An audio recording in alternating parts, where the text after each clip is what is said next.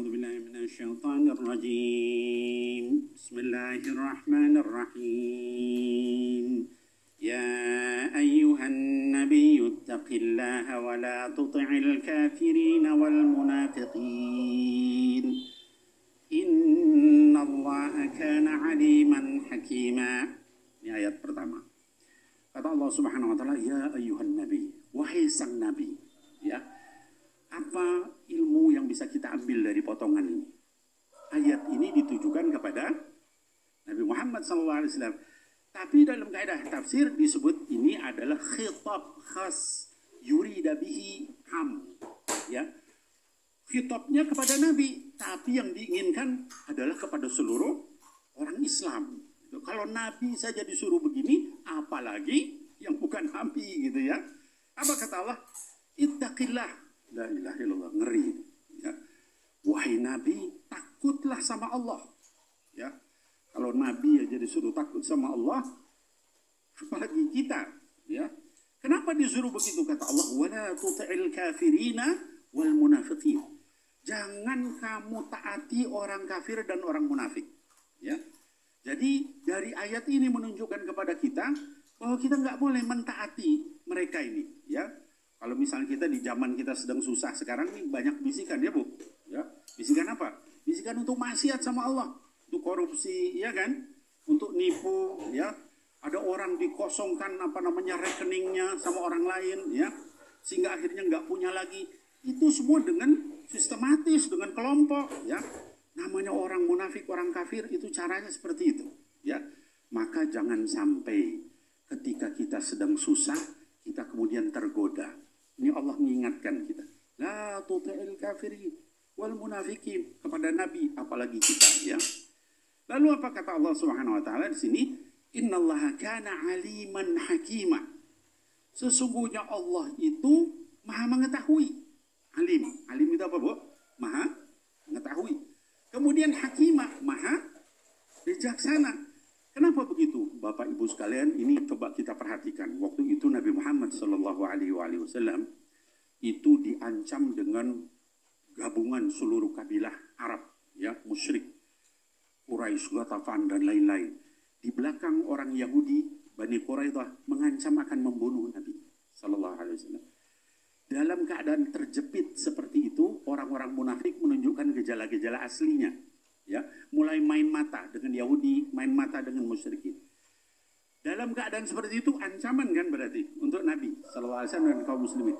Tiba-tiba datang orang-orang pembesar Quraisy yang kaya. Ada Al-Walid bin Mughirah dan lain-lain. Apa? Datang ke Madinah menawarkan setengah harta mereka semua untuk Nabi Muhammad SAW. Asal Nabi Muhammad SAW berhenti dakwah. Ya. Di satu pihak ancaman, ya, peperangan. Di lain pihak rayuan, godaan, ya. Sehingga Nabi terdiam waktu itu. Lalu turun ayat ini. Ya Nabi, wahai Nabi, takutlah kamu sama Allah. Jangan kamu ikuti orang kafir dan munafik itu. Artinya apa buat kita? Jangan kita ikuti walaupun kita digoda atau kita ditekan. Kalau untuk melanggar hukum Allah. Ini lagi zaman susah nih ya. Jadi kita perlu tahu.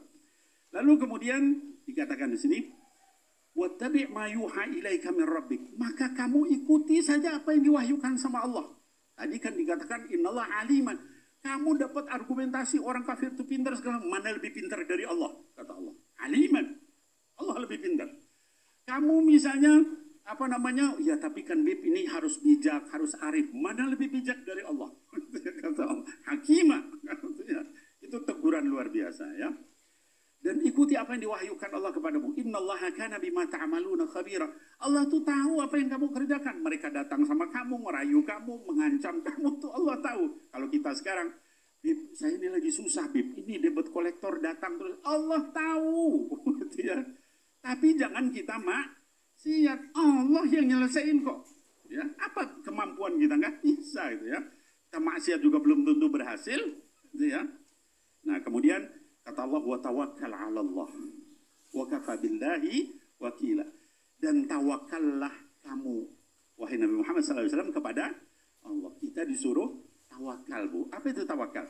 Menyerahkan kepada Allah. Artinya apa? kita doa khusyuk terus, usaha keras terus, jangan berhenti. Tapi hasilnya serahkan kepada, kenapa? Karena dia adalah haliman hakimah. Lebih tahu daripada urusan kita semua. Saya lagi begini, Allah tuh tahu, lebih tahu dari ibu, lebih tahu dari saya. Dampaknya bakal gimana, Allah lebih tahu. Ya. Nah maka sama Allah disuruh begitu ya, tawakal kepada Allah. Nah kemudian di ayat 4-nya kata Allah, ma ja'alallahu lirajulin min qalbaini fi jawfi. Allah nggak menjadikan dua hati dalam diri satu orang. Ini ada orang yang ngaku-ngaku dia ngerti Islam, dia ngerti juga musyrik ya, sama Allah dibantah. Dalam sababun nuzul yang lain dikatakan Nabi Muhammad SAW dia bersikap adil sama seluruh istri-istrinya, tapi hatinya nggak bisa, dia tetap cinta sama salah satu yang lebih dia cintai. Lalu dia ngadu sama Allah, kata Allah, Allah nggak jadikan dua hati dalam diri seseorang laki-laki, ya tetap ada satu, tapi yang penting harus adil, ya. Kemudian wa ma ja'ala azwajakum allati tudhahiruna minhunna ummahatikum. Allah juga nggak menjadikan istri kalian itu sama dengan ibu kita. Dulu orang jahiliyah itu dia bilang kalau dia udah benci sama istrinya, dia bilang kamu tuh sama kayak ibu saya. Dicerai enggak, tapi juga dipergauli juga enggak. Nah kemudian wa ma ja'ala adiyaakum abna'akum. Juga anak angkat itu tidak bisa disamakan dengan anak kandung. Yang satu tadi saking benci, itu istri dibilang kayak ibu, dicerai enggak. Yang satu saking cinta, anak angkat dibilang anak kandung, enggak boleh dua-duanya. Islam itu Allah tuh adil. Kamu boleh benci, caranya syar'i. Kamu boleh cinta sama anak angkatmu, caranya syar'i. Gitu ya. Nah mudah-mudahan dengan ini semua Bapak Ibu sekalian membuat kita lebih mampu di dalam menghadapi keadaan. Jangan kita ikuti cara-cara provokasi, cara-cara yang tidak baik yang dilakukan orang-orang munafik dan sebagainya. Kita tetap tawakal sama Allah Subhanahu wa taala, dan juga ketika benci jangan juga melanggar syariat. Cinta juga jangan juga melanggar syariat. Mudah-mudahan kita diberikan keberkahan oleh Allah Subhanahu wa taala. Wallahu a'lam bishawab.